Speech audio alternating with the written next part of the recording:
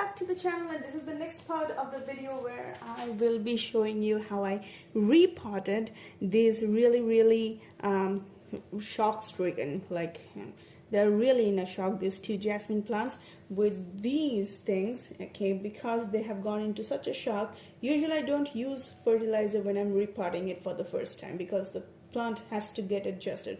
They arrived just today and this was their condition, and I had to like immediately do this video where I would be repotting them. So I'm using mulch or cocoa peat. These guys really like a whole lot of moist soil. They will become quite bushy and medium sized, mostly perennial, so these guys are going to also grow and survive for quite some time. So this is well sieved garden soil. I will be using almost, say, about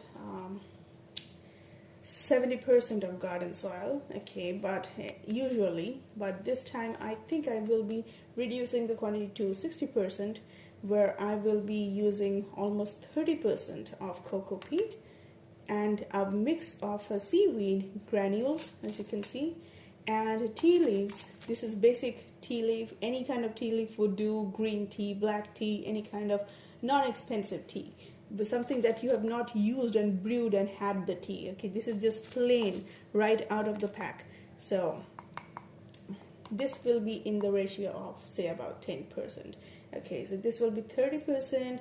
These two will be in the ratio combined of 10%, and the garden soil with the rest 60%. That's how I'm going to be making my mix, and obviously I'm going to be using a pot for that. Okay, so that's the pot. And I will come back and show you guys how the soil is looking like. Alright, stay tuned. And I have also spread out like a few granules of seaweed coupled with tea leaves. Now I wanted to show you guys a very interesting thing that I just saw. Okay, take a look. Do you see this is a dead snail shell?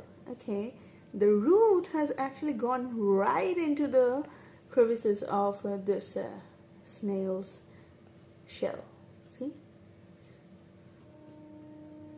Do you see that? See how the roots grow? They actually needed space and they went right into the shell of the snail. This is a dead snail, so don't worry about that. But just see, the root has gone totally into this tiny little space inside the shell. Oh my god. It felt so interesting. I wanted to show you guys. Alright, so one plant has been done. Let us work with the next one. Okay, so both are done, and I've also sprinkled some extra seaweed granules on top so that these get slowly dissolved as we keep on watering the plants. Okay, and I will be using my water sprinkler so that I am putting very little bit of water in the plants and very carefully.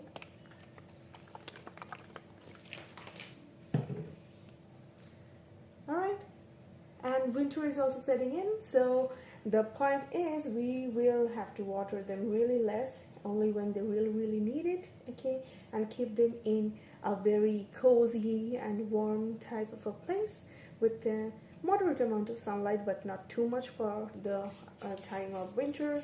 And slowly when spring comes in, hopefully these two will revive, and I will be posting an update about these two. Okay, so see you guys next time, and don't forget to subscribe to the channel.